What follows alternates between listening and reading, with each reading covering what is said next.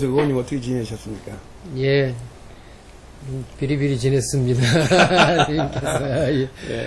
지난번에 제가 당 선거에 실패를 하고, 물론 뭐 괜찮습니다만은 그래도 약간 김이 센 것은 이렇게 그 중생으로서는 어쩔 도리가 없네요. 그래서. 더 좋은 일이 있으려고 그런 것 같습니다. 제가 생각할 때는. 예, 오늘 스님 배웠으니까 제가 큰 가르침도 없고, 큰 그 위안도 없고, 뭐 기도 받아갈 수 있을 것 같습니다. 앞으로 저 의원님 생각은 한반도 문제에 지금 어떻게 생각하십니까? 긴장 상태인데. 예, 걱정입니다. 지금 북한이 뭐 최근에 와서는 엄청난 도발을 하고 있지 않습니까? 우리도 실제 이러다가 무슨 무력으로 우리를 위협하는 거 아니냐 하는 생각을 안 할 수가 없고, 또 국제적으로도 전 세계 사람들이 북한에 대해서 엄청나게 규탄하고 있습니다. 그래서 아마 문 대통령 말씀이든가요? 6.25 이후의 최대 위기라고 하시는데 실제 그런 것 같습니다. 문 대통령이 유엔 총회 기회에 가서 뭐 트럼프 대통령도 만나고 뭐 아베도 만나고 할 걸로 지금 보도되고 있더군요. 그래서 좋은 결과가 있기를 바라는데요. 아무리 북한이 엉터리고 밉고 우리로서는 분노의 대상이라 할지라도 북한에 대한 제재와 압박을 강력하게 해야 한다고 저도 생각합니다. 그런 점에서 저는 김대중 대통령의 햇볕 정책, 포용 정책, 또 노무현 대통령의 평화 번영 정책, 지금은 이름을 뭐라고 해야 할지 모르겠습니다만 그런 교류 협력의 정책의 기본은 반드시 지켜야 한다고 생각합니다. 그런데 지금 현재 우리나라가 한중 관계 문제가 있어서 모든 기업들이 설수하고 있는데, 요거는 어떻게 우리 천연님은 대책을 했으면 좋겠습니까? 글쎄요, 그것도 참 큰 문제지요. 외교적 정말 지혜와 역량이 필요할 때입니다. 저는 사드 배치는 저는 반대하는 사람입니다. 원론적으로는 재검토해보자고 생각했습니다. 또는 북의 미사일의 공격에 대한 방어용이다 이렇게 말하고 있지만 세계 정세를 보면 역시 객관적으로 지금 중국을 민감하게 건드리는 MD 체제, 미국에서 전 세계적으로 미사일 디펜스, 미사일 방어 체제의 일환으로 사드를 갖다 놓은 것으로 인정된다고 보입니다.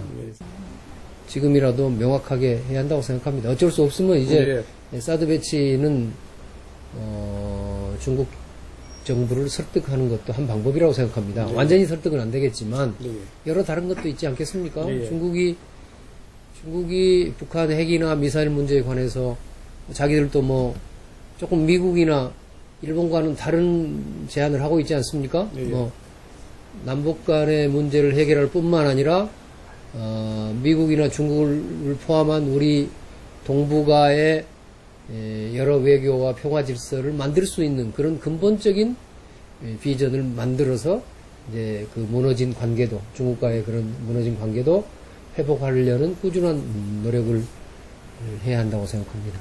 오늘 아침에 제가 택시를 탔더니 복지 문제가 지금 문재인정부는 정확히 하지 못하고 있다. 퍼주기 운동을 한다. 너무. 복지를 퍼주기라고 본다 이겁니까? 복지를 지금 뭐랄까 정확한 사람을 주는 노인이나 학생들 돈 주기 운동. 이건 잘못된 것 아니냐. 현재 문재인 정부가 하는 것은 복지 문제가 가장 잘못됐고 한반도 문제가 문재인 대통령이 걱정스럽다. 국민들이 이렇게 이야기하고 있습니다. 지금. 저는 복지 문제에 관해서 방향은 그래도 찬성할 만하다고 생각합니다. 우리나라가 그래도 3만 불 소득을 앞두고 있는 세계적인 경제 강국인데 복지 수준은 뭐 세계 후진국 아닙니까? 100등 안에도 못 들 겁니다. 그래서 이걸 이대로 둘 수는 없습니다. 또 실제로 우리나라의 제 지역인 광주에 거기 저수지에 뭐 그 일가족 뭐 모녀들 모자들이 자살했는데요. 등록금을 마련하지 못해서 자살한 걸로 그렇게 좀 알려지고 있지 않습니까?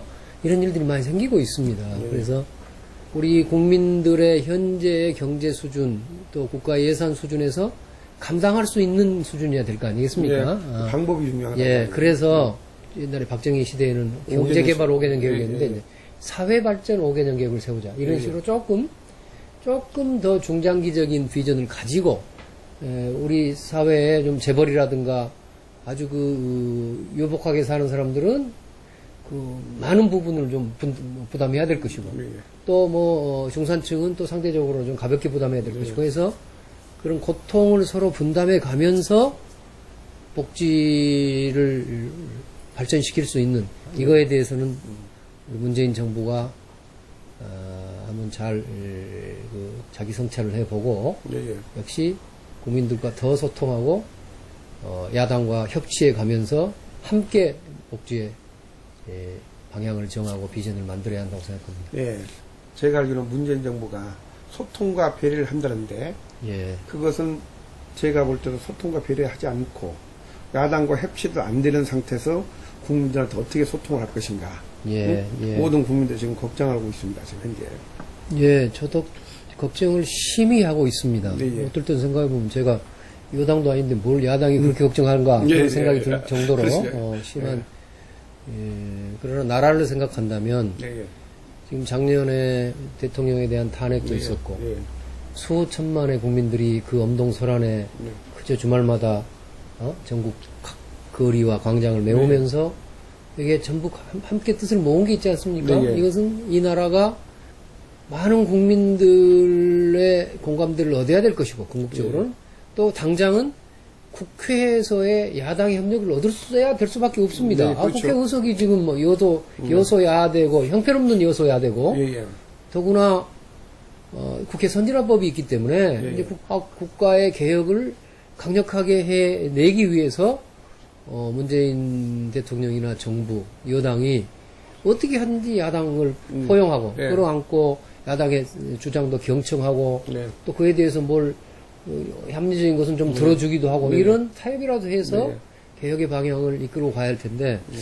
현재까지 보면은 그런 노력이 사실은 부족할 정도가 아니라 없다시피 하다가 저는 그렇게 네. 느껴집니다. 어떻게 하려고 하는지 모르겠어요.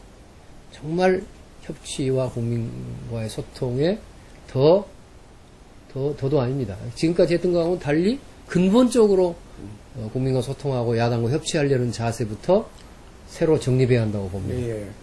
저도 이제 그렇게 생각합니다. 새롭게 이번에 그 정부가 태어났으면은 더불어민주당인데 더불어는 그냥 아무나 쓰는 게 아닌데 소통하고 배려하고 야당과 협치를 해야 되는데 지금 협치도 않고 옛날 정부가 똑같이 하거든요.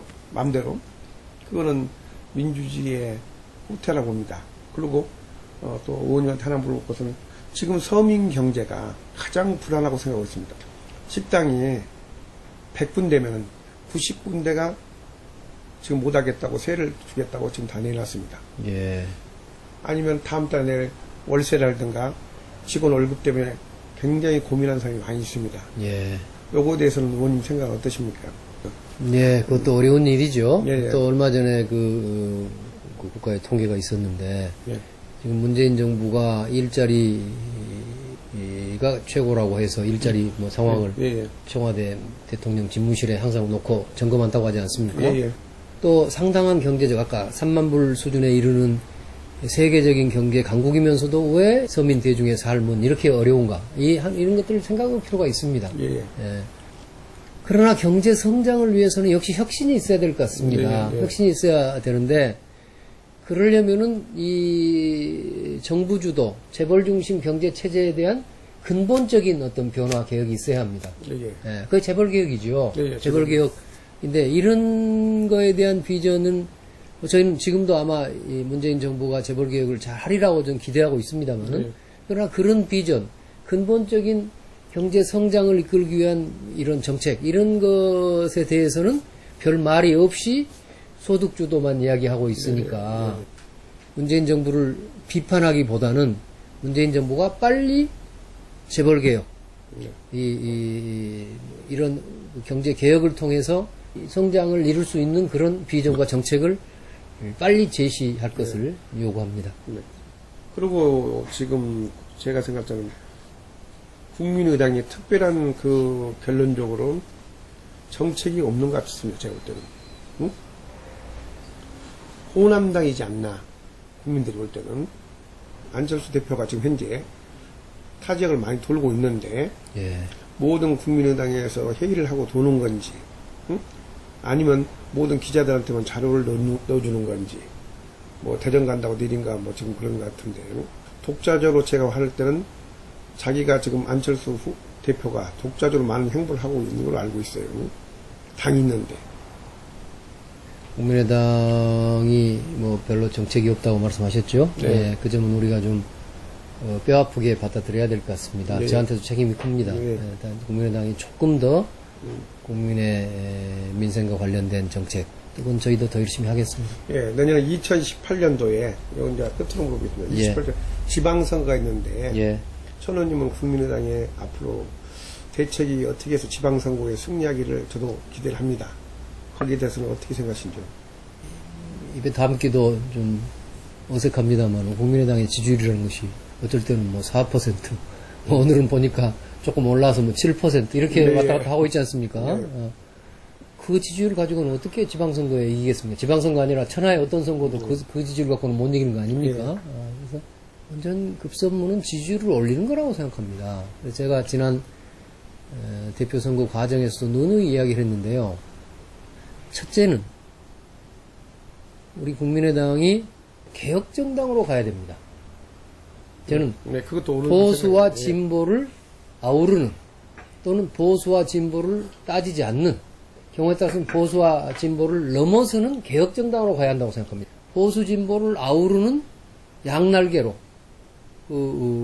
개혁을 향해서 멀리 날아야 된다. 이것이 제 생각입니다. 네. 그래서 그런 우리 당의 정체성을 분명히, 개혁적 정체성을 분명히 해야 된다고 봅니다. 예, 예. 그리고 그걸 달리 말하면요, 그걸 지역적으로, 민감한 이야기지만 지역적으로 본다면요, 호남과 비호남을 역시 양날개가 잘 서로 협력하면서 고공행진을 해야 한다고 생각합니다. 국민들의 득표율에 비례 배분할 수 있는 그런 민심을 정확히 반영할 수 있는 민심 그대로 선거제도로 고쳐야 한다고 생각합니다. 네. 그렇게 되면은 국민의당이나 3당, 4당들도 국민의 지지를 얻는 만큼 선거에서 네. 의석을 가질 수 있습니다. 네. 그 선거법을 개정하는 문제가 극히 중요합니다. 예, 예, 예. 제가 당에서는 그 문제에 좀 책임을 지도록 돼 있어요. 예, 그래서 예. 그거를 해야 되겠고요. 그런 이제 바탕 위에서 내년에 이제 좋은 인물들도 영입하고 또 내부에 있는 좋은 인물도 발굴하고 하면은 저는 국민의당이 선거에서 성과를 거둘 수 있다고 확신합니다. 네. 제가 생각할 때 국민의당이 앞으로 행동하는 정치인이 되기를 바랍니다. 예, 뭐 제가 120% 선생님 네, 말씀 네. 명심하도록 하겠습니다. 네. 그래서 우리가 네, 저는 감사합니다. 예, 네, 고맙습니다. 네, 감사합니다. 네, 네.